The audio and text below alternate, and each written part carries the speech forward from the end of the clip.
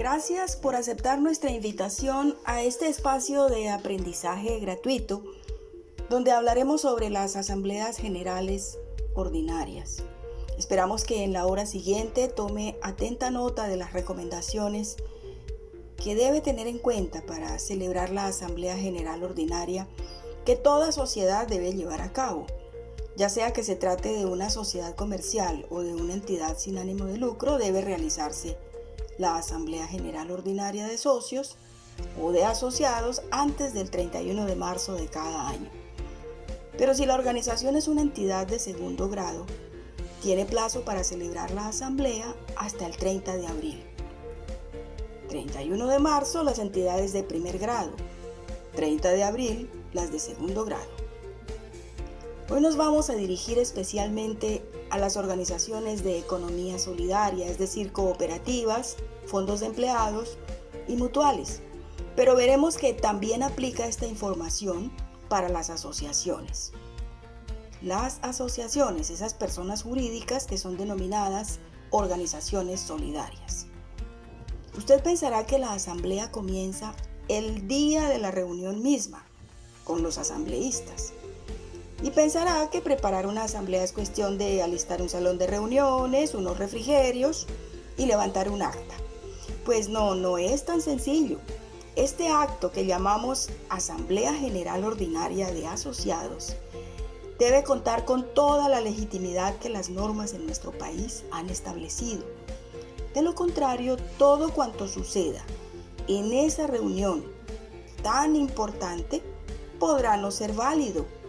Y entonces tiempo y recursos valiosos se van a perder y cosas muy importantes para el desarrollo de la empresa dejaron de hacerse. En este espacio resolveremos preguntas como: ¿quién convoca? ¿Cuándo convoca? ¿A quién convoca? ¿Cómo? ¿Quiénes pueden participar? ¿Para qué nos reunimos en la asamblea? ¿Qué está permitido en una asamblea? ¿Qué está prohibido? ¿Cómo es la autoridad máxima entonces? ¿Todo vale en una asamblea? Y otras preguntas más. Comencemos resolviendo la primera pregunta. ¿Quién debe convocar a una asamblea general ordinaria de asociados? Recuerde que nos dedicaremos especialmente a las ESAL, entidades sin ánimo de lucro de naturaleza asociativa. Mire la norma.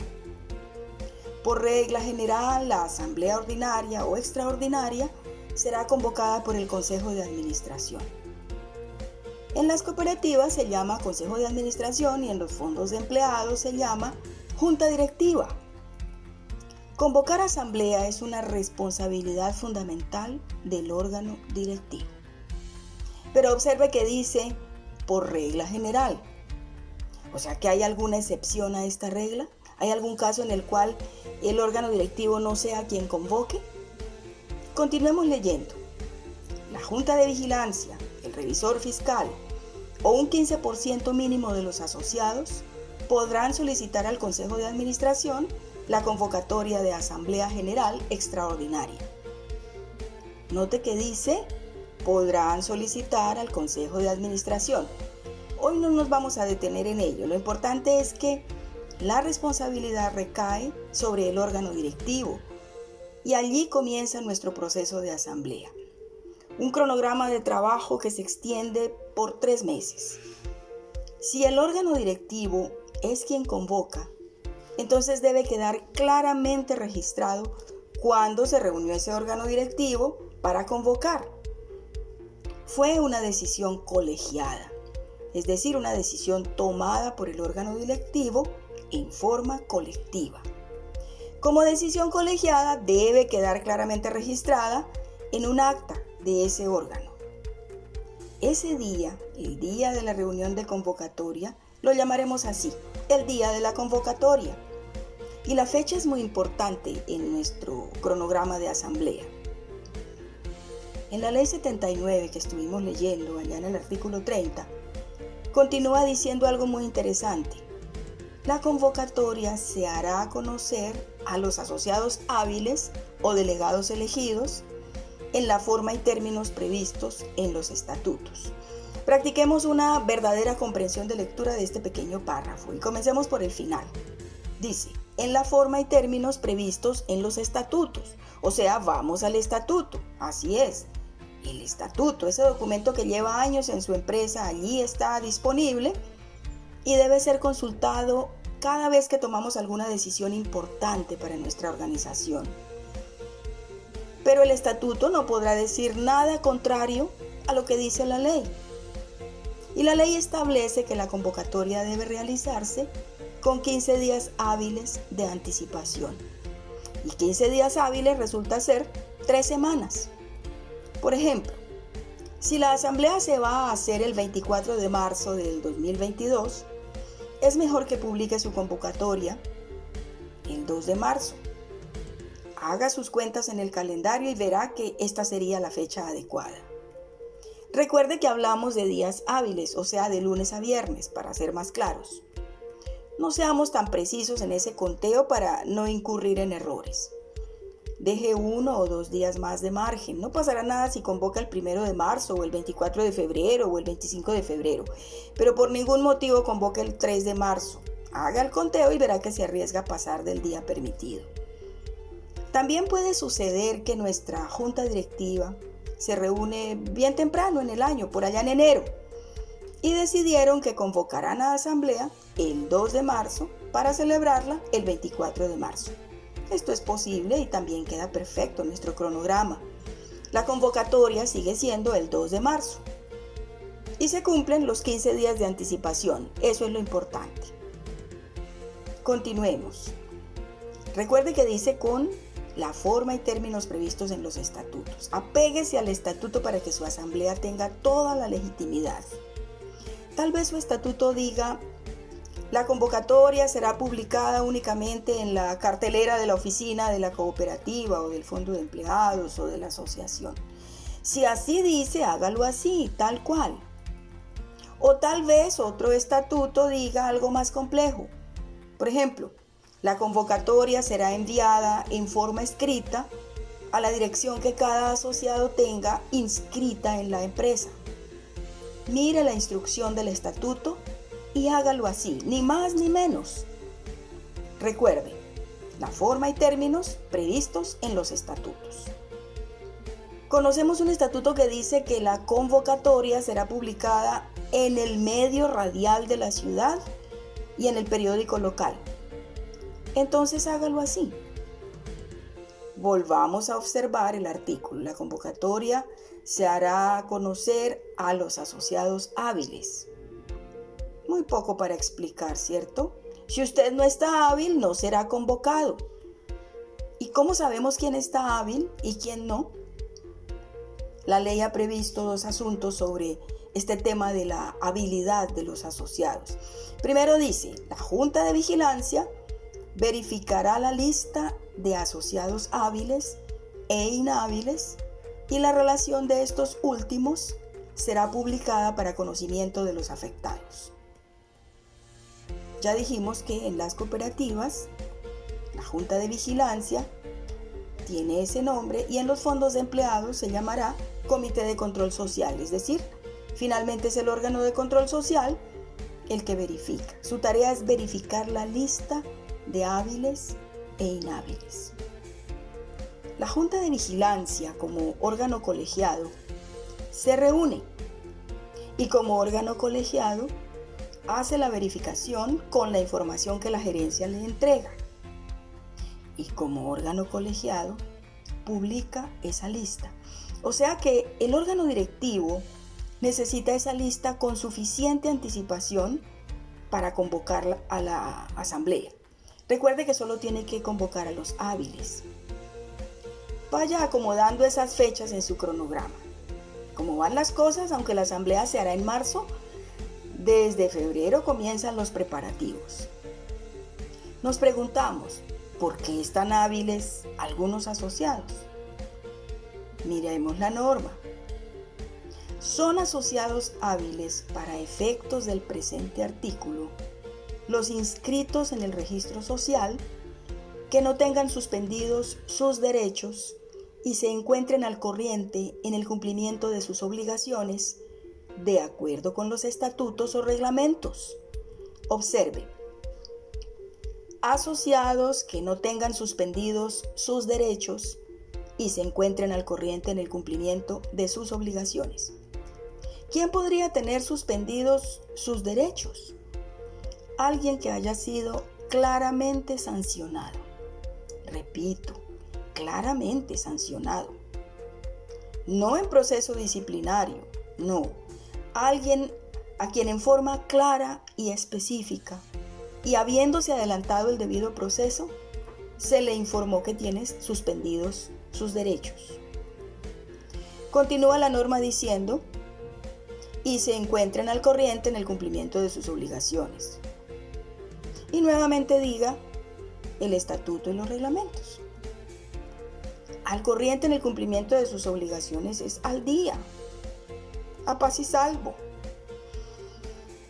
La circular básica jurídica expedida por la Superintendencia de la Economía Solidaria nos instruye respecto de los asociados inhábiles. Dice la circular que debemos informarles que no son hábiles, pero también debemos decirles por qué están inhábiles y qué pueden hacer para habilitarse y asistir a la asamblea. Como van las cosas, vemos que en febrero la Junta de Vigilancia tiene mucho trabajo. Debe reunirse con la gerencia, debe revisar la lista de asociados, el estado de cada asociado en la empresa, debe informar a los inhábiles que no podrán asistir a la asamblea, a menos que se pongan al día, y debe informarles cuál es el mecanismo que tienen para habilitarse. Finalmente, establecer el plazo que tienen para ponerse al día.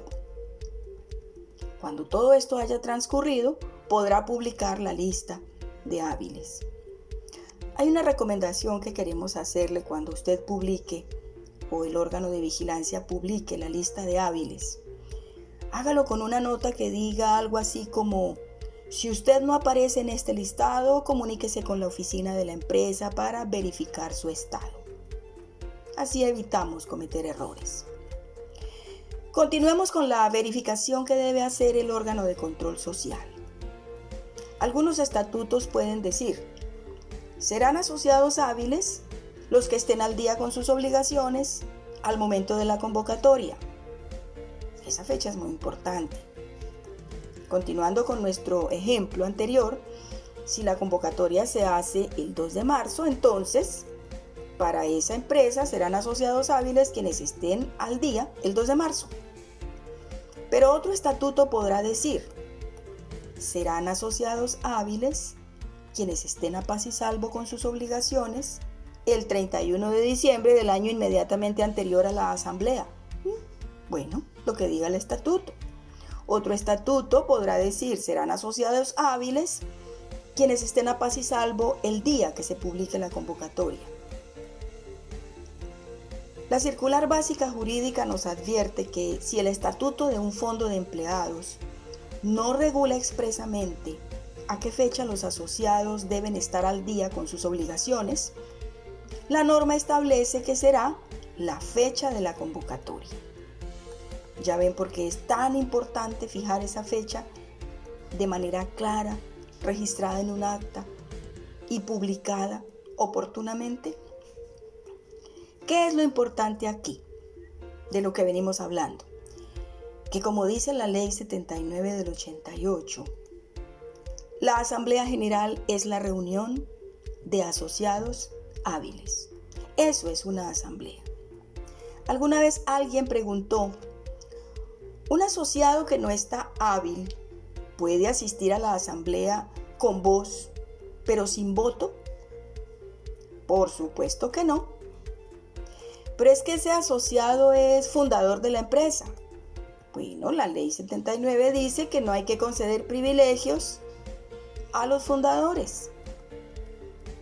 Pero es que ese asociado es del Consejo de Administración. Menos aún, perdió ese derecho. Pero es que ese asociado tiene un gran liderazgo en la empresa. Cuidado con esos liderazgos. Solo asociados hábiles. pero es que la cooperativa es de transporte y él es dueño de muchos vehículos en la empresa, o él tiene muchos aportes sociales, o ella tiene muchos contratos. No, no podrá asistir si no es hábil. En la ley cooperativa se dice que un asociado, un voto. Nuestras reuniones no son reuniones de accionistas, son reuniones de asociados hábiles. En esta exposición venimos escuchando la palabra delegados. Ocupémonos de ese tema brevemente. Observe esta norma. Los estatutos podrán establecer que la Asamblea General de Asociados sea sustituida por Asamblea General de Delegados. Detengámonos un poco aquí. Dice sustituida, es decir, sigue siendo Asamblea General Ordinaria, pero ya no se llamará Asamblea de Asociados, sino Asamblea de Delegados. Continuemos leyendo. ¿Cuándo ocurre la Asamblea de Delegados?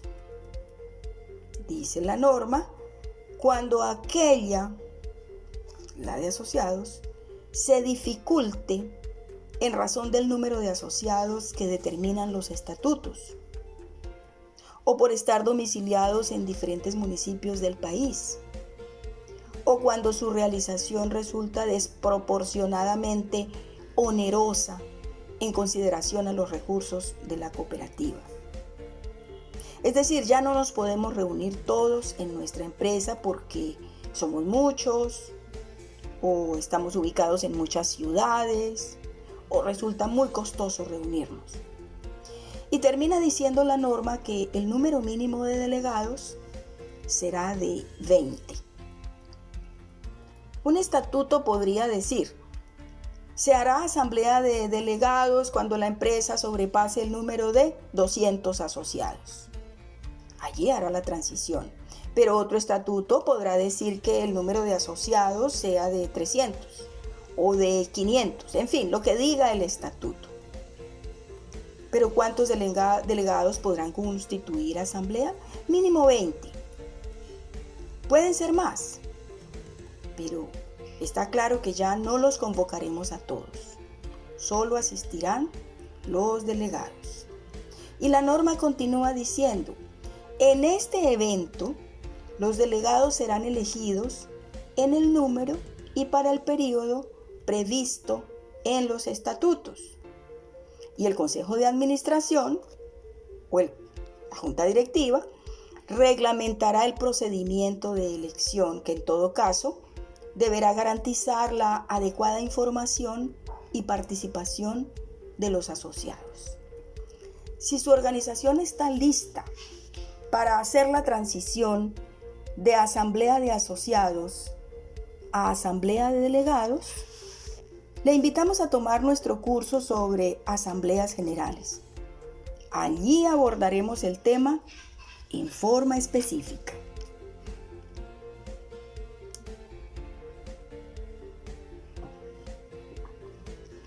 Retomando el tema anterior, ya sea que se trate de asamblea de asociados o de asamblea de delegados, todos deben estar hábiles. Eso quedó claro. Ahora observemos este artículo y leámoslo con cuidado. Observe especialmente el subrayado.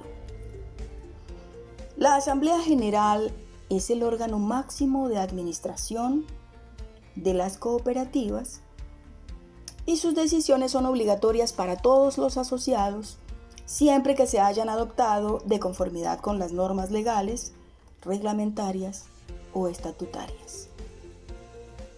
Ese asunto de ser hábil para participar en la asamblea es una norma legal y debe ser también estatutaria. Esta norma debe ser ampliamente difundida entre los asociados para que se preparen para participar de su asamblea.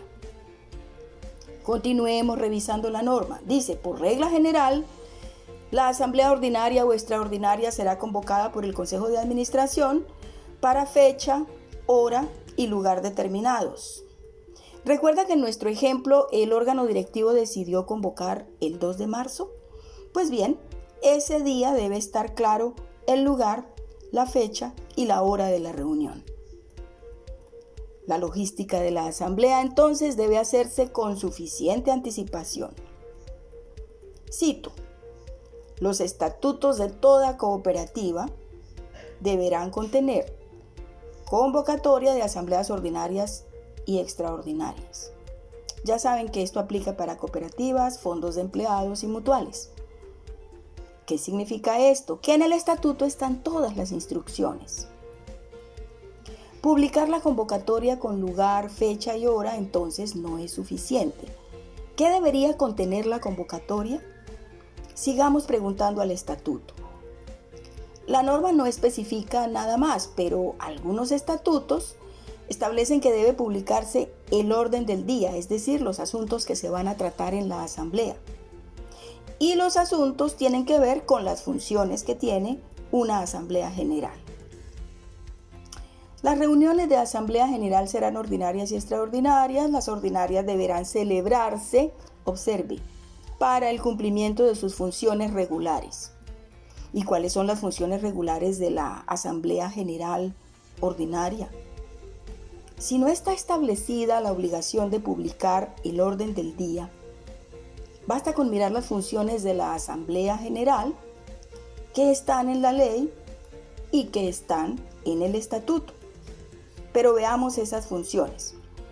Allí en el artículo 26, antes de este que leímos, acaba de decir que la administración de las cooperativas estará a cargo de la Asamblea General, que la Asamblea General es el máximo órgano de administración de la empresa. Es decir, en nuestra reunión no trataremos asuntos personales de los asociados. Nuestra empresa será el objetivo en nuestra asamblea. Trataremos solo asuntos de la persona jurídica que creamos, que se llama cooperativa, fondo de empleados mutual o puede llamarse asociación. Ahora veamos, dentro de sus funciones administrativas, ¿qué le corresponde hacer a la asamblea? En primer lugar, establecer las políticas y directrices generales de la empresa para el cumplimiento del objeto social. Recuerde, aunque no esté establecido este punto en el orden del día, esa es una de sus funciones: políticas y directrices. Otra función es reformar los estatutos. Esta función debe estar claramente regulada en el estatuto. ¿Cómo es que se hacen las reformas estatutarias? El mismo estatuto debe establecer los procedimientos. Recuerde cosas como que la propuesta de reforma debe acompañar la convocatoria en el formato a 2 columnas que la Supersolidaria solicita. En la primera columna aparece el estatuto actual, el artículo que quiere ser reformado, y en la columna de la derecha aparecerá la propuesta de reforma. ¿Cómo quedaría el estatuto? Entonces, aprendemos que las propuestas de reforma de estatutos algunas veces tienen procedimientos reglamentarios especiales. Asegúrese de cumplirlos. Otra función de las asambleas es la de examinar los informes de los órganos de administración y vigilancia. Informes. Pero esos informes debieron ser sometidos al derecho de inspección que tienen los asociados y que pueden ejercerlo 10 días antes de la asamblea. Ojo, informes listos 10 días antes de la asamblea para ser examinados por los asociados. Todos los informes que vamos a ver a continuación corresponden a la gestión adelantada entre el 1 de enero hasta el 31 de diciembre del año anterior. Ese es el periodo que la asamblea va a evaluar, por eso necesita esa información. Verá la asamblea entonces el informe de la junta directiva o consejo de administración, el informe de la junta de vigilancia o del comité de control social. Es posible que el estatuto tenga algún reglamento o algún artículo que diga cómo deben ser presentados los informes. Entonces debe hacerse así. Pero si no está establecido, si no hay reglamentación al respecto, citemos la norma. El informe de gestión deberá contener una exposición fiel sobre la evolución de los negocios y la situación jurídica económica y administrativa de la sociedad. Esas son palabras mayores. Exponer la situación jurídica, económica y administrativa y cómo va el negocio. Finalmente, la asamblea es una reunión de negocios. Todos los asociados evaluando la persona jurídica, cómo le está yendo y en todos los aspectos. Continúa la norma diciendo que el informe deberá incluir igualmente indicaciones sobre los acontecimientos importantes acaecidos durante el ejercicio. Deberá contener la evolución previsible de la sociedad, para dónde va nuestra empresa, y deberá contener las operaciones celebradas con los socios y con los administradores. Recuerde también que debe publicar para inspección de los asociados los informes financieros. ¿Cuáles son? El informe de la situación financiera, o sea, un balance general, el estado de resultados, el estado de cambios en el patrimonio, el estado de cambios en la situación financiera, el estado de flujo de efectivo. Es importante que sean publicados y estén disponibles para inspección de los asociados. Vale la pena repetir e insistir en esto. Estos informes van acompañados de las respectivas notas y del dictamen del revisor fiscal si es que nuestra empresa está obligada a tenerlo. Otra función de la asamblea es la de destinar los excedentes del ejercicio económico conforme a lo previsto en la ley y los estatutos. El órgano directivo puede presentar una propuesta de distribución de excedentes, pero finalmente es la asamblea quien decide. Por supuesto, deberá hacerlo conforme a la ley y en ese sentido la ley es muy clara. Otra función de la asamblea es la de fijar aportes extraordinarios. Recuerde examinar el estatuto, tal vez haya alguna instrucción allí para proponer esos aportes. Otra función es la de elegir los miembros del Consejo de Administración y de la Junta de Vigilancia. Ojo, con total apego a las instrucciones estatutarias. La circular básica jurídica dice que cuando dentro de una asamblea se van a realizar elecciones de órganos de administración, control y vigilancia, se debe determinar que con la convocatoria se acompañen los perfiles que deberán cumplir los candidatos que se postulen y las reglas de votación con las que se realizará la elección. La postulación de candidatos a miembros de órganos de administración o de control y vigilancia se realizará de forma separada para los diferentes órganos, de manera que en una asamblea cada candidato se postula solamente a uno de ellos. Esa costumbre de me postulo para consejo de administración y si no quedo me postulo para junta de vigilancia ya quedó prohibida expresamente en la circular básica jurídica.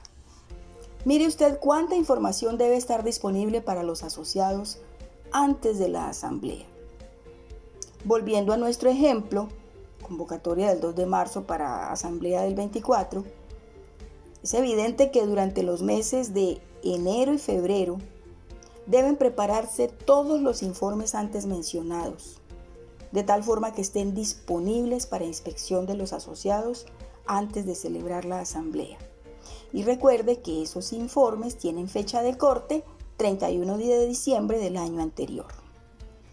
Pero ahí no termina la tarea. La función de elegir revisor fiscal, por ejemplo, con su suplente y fijarle su remuneración, implica también que con anticipación se hizo la convocatoria a los profesionales que se van a presentar, que se recibieron las hojas de vida y que esas hojas se publicaron oportunamente.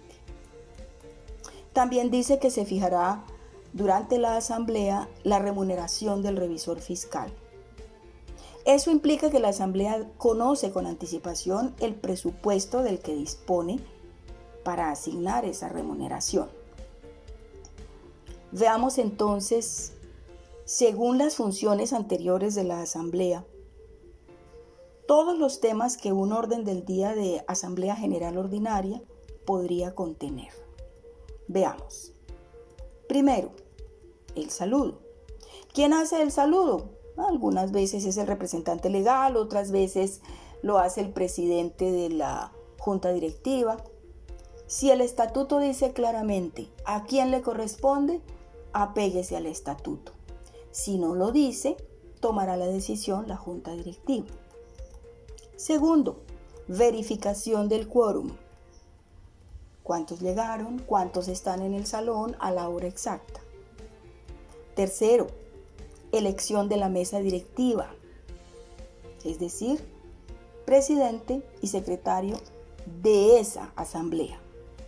Cuarto, aprobación del orden del día. Quinto, aprobación del reglamento de debate. Sexto, elección del comité de aprobación del acta. Séptimo, elección del comité de escrutinios. Octavo, informe del comité de aprobación del acta anterior. Noveno, informe del órgano directivo. Décimo, informe del órgano de vigilancia.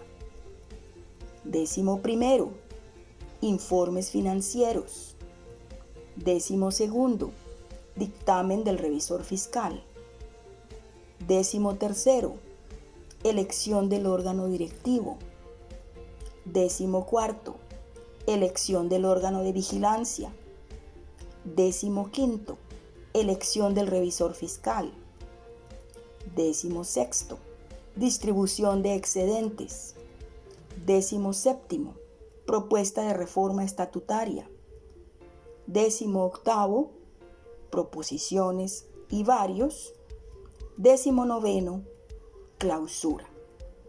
Recuerde que estamos hablando de la Asamblea General Ordinaria, la que celebramos antes del 31 de marzo. No en todas las asambleas hacemos reforma estatutaria o elegimos órganos directivos y de vigilancia y control. Es posible que el estatuto señale que el periodo de estos órganos sea de 3 años, por ejemplo. Entonces estas elecciones serán cada 3 años. De todo ese listado que leímos anteriormente, ¿qué nos faltó por mencionar? Exacto, el reglamento de debate. Este es un documento muy importante que también debe ser publicado con anticipación y debe ser puesto en consideración para ser aprobado en la asamblea. ¿Cuáles son las reglas que acordamos para comportarnos durante la asamblea, para debatir, para votar, para elegir, etcétera? Es un acuerdo que hacemos. El reglamento de debate es un documento muy importante del cual hablaremos en nuestro curso Todo sobre Asambleas Generales. Bien, ya cumplimos con nuestro trabajo durante los 3 meses anteriores. Todos los documentos estuvieron disponibles y estamos listos para celebrar la Asamblea General Ordinaria de Asociados, o tal vez Asamblea General Ordinaria de Delegados. Miremos esta norma. La asistencia de la mitad de los asociados hábiles o de los delegados convocados constituirá quórum para deliberar y adoptar decisiones válidas. O sea que el quórum deliberatorio es la mitad de los convocados. Solo podremos deliberar cuando esté la mitad de los convocados. Continúa la norma diciendo: si dentro de la hora siguiente a la convocatoria no se hubiera integrado este quórum, la asamblea podrá deliberar y adoptar decisiones válidas con un número de asociados no inferior al 10% del total de asociados hábiles, ni al 50% del número requerido para constituir una cooperativa. Y aquí recuerde que una cooperativa se constituye con 20 asociados. En las asambleas generales de delegados dice la norma que el quórum mínimo será el 50% de los elegidos y convocados. Una vez constituido el quórum, continúa diciendo la norma, este no se entenderá desintegrado por el retiro de alguno o algunos de los asistentes, siempre que se mantenga el quórum mínimo a que se refiere el inciso anterior.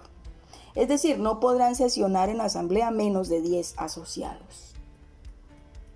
También dice la norma que por regla general, las decisiones de la Asamblea General se tomarán por mayoría absoluta de los votos de los asistentes.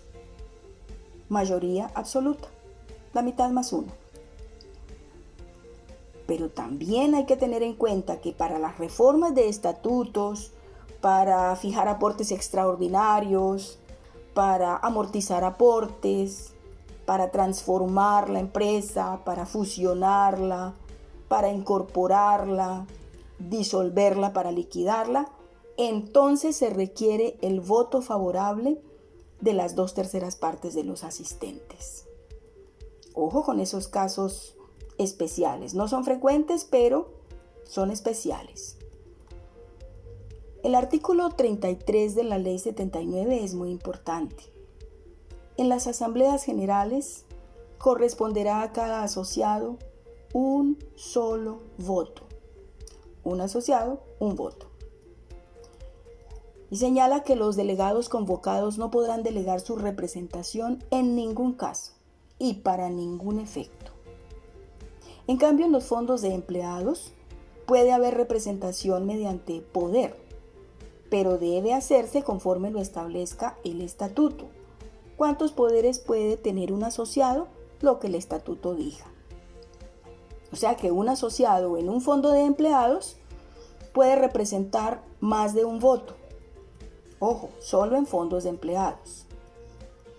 Pero si se tratara de asamblea de delegados, en el fondo de empleados no pueden delegar su voto. ¿Qué sucedería si algún asociado dice que nuestra asamblea no se ajustó a las normas y que por tanto no es legítima?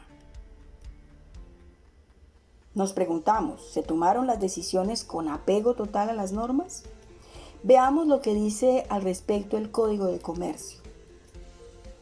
Los administradores, los revisores fiscales y los socios ausentes o disidentes podrán impugnar las decisiones de la asamblea o de la junta de socios cuando no se ajusten a las prescripciones legales o a los estatutos. Usted dirá, pero es el Código de Comercio, el de las sociedades comerciales. Bueno, cuando encontramos algo que no está contemplado en nuestra ley de economía solidaria, aplicamos entonces, en este caso, el Código de Comercio. Continúa diciendo que esa impugnación solo podrá ser intentada dentro de los 2 meses siguientes a la fecha de la reunión en la cual son adoptadas las decisiones, a menos que se trate de acuerdos o actos de la asamblea que deban ser inscritos en el registro mercantil, caso en el cual los 2 meses se contarán a partir de la fecha de inscripción. Explico. Si vamos a inscribir nuestro órgano directivo elegido, este será inscrito en la Cámara de Comercio. A partir del momento de la inscripción, se cuentan los 2 meses para la impugnación. Y continúa la norma diciendo, declarada la nulidad de una decisión de la asamblea, los administradores tomarán bajo su propia responsabilidad, por los perjuicios que ocasione su negligencia, las medidas necesarias para que se cumpla la sentencia correspondiente. Entonces nuestra asamblea podrá ser impugnada ante un juez y debemos demostrar su legalidad. No nos arriesguemos a que esto ocurra. Vale la pena examinar también esta norma contenida en el Código de Comercio. Las decisiones tomadas en una reunión celebrada en contravención a lo prescrito en el artículo 186 serán ineficaces. Las que se adopten sin el número de votos previstos en los estatutos o en las leyes o excediendo los límites del contrato social serán absolutamente nulas, y las que no tengan carácter general, conforme a lo previsto en el artículo 188, serán inoponibles a los socios ausentes o disidentes. O sea, las decisiones pueden ser ineficaces, nulas o inoponibles. Vale la pena ampliar estos conceptos, pero no lo haremos en esta ocasión. Esperemos que esto no ocurra. Esperemos que la asamblea transcurra dentro de todas las normas legales y estatutarias. Bueno, termina la asamblea y entonces procedemos a levantar el acta. Es un documento muy importante. El acta de la reunión de asamblea general o órgano máximo de administración debe contener como mínimo lo siguiente: el número del acta. Obvio, debe ser consecutivo. El tipo de asamblea que celebramos, si es ordinaria o es extraordinaria. La fecha, la hora y el lugar de reunión. La forma y antelación de la convocatoria. Específicamente se escribe en el acta cómo se hizo la convocatoria. El órgano que convoca de acuerdo con los estatutos. Cómo se hizo la verificación de asociados hábiles e inhábiles de conformidad con el estatuto. El número de asociados convocados. El número de asociados o delegados asistentes, presentes. La constancia del quórum deliberatorio. El orden del día, los asuntos tratados, los nombramientos efectuados bajo el sistema de elección que estableció el estatuto, las decisiones adoptadas, el número de votos a favor en cada decisión, el número de votos en contra, en blanco, nulos, las constancias presentadas por los asistentes y la fecha y hora de la clausura. Sobra decir que el acta deberá estar acompañada con todos los soportes, es decir, con todos los informes y documentos que fueron examinados y aprobados en la reunión de asamblea. Si hubo elección de órganos directivos o de control social, o hubo elección de revisor fiscal, recuerde que debe anexar la aceptación de esos cargos. Puede ser una carta individual de cada uno, pero recomendamos también un formato para el órgano directivo y un formato para el órgano de vigilancia y control.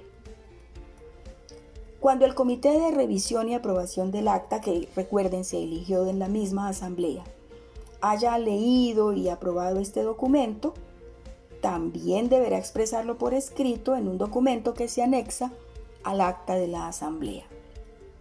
Con todos esos documentos, el representante legal registra ante la Cámara de Comercio el acta de la asamblea, o bien el presidente podrá ir a la Cámara y registrar el acta de la asamblea, debidamente certificada por el comité y firmada por el presidente y el secretario que actuaron en la asamblea. Recuerde que también deberá registrar el acta en la Superintendencia de la Economía Solidaria. Allí en el sitio web de la Supersolidaria va a encontrar las instrucciones para realizar el control de legalidad ante esa entidad. O si no, le ayudaremos en nuestro curso para que haga todo el proceso. Si usted no es cooperativa, ni fondo de empleados, ni mutual, sino una asociación, entonces deberá registrar el acta ante la alcaldía o la gobernación de su departamento, según le corresponda. Es importante que recuerde que debe publicar el acta una vez registrada en la Cámara de Comercio para la información a todos los asociados. Bueno, muchos temas quedan por fuera de este espacio. Es bastante complejo realizar asambleas generales. Esperamos que con esta información avance usted en el proceso. En la Corporación Andina de Colombia queremos contribuir con el fortalecimiento de las organizaciones de economía solidaria y todos los modelos asociativos. Queremos apoyar el esfuerzo que muchas personas están realizando para hacer empresas en modelos asociativos, porque creemos que un mundo mejor es posible y un modelo asociativo empresarial contribuye muchísimo al desarrollo de nuestro país. Escríbanos, coméntenos. Siempre será bienvenido a nuestro sitio web. Siempre recibiremos sus aportes y recomendaciones con total gratitud. Recuerde inscribirse al curso completo donde accederá a información detallada, a modelos, formatos, documentos de consulta para descargar y mucho más. ¡Hasta pronto!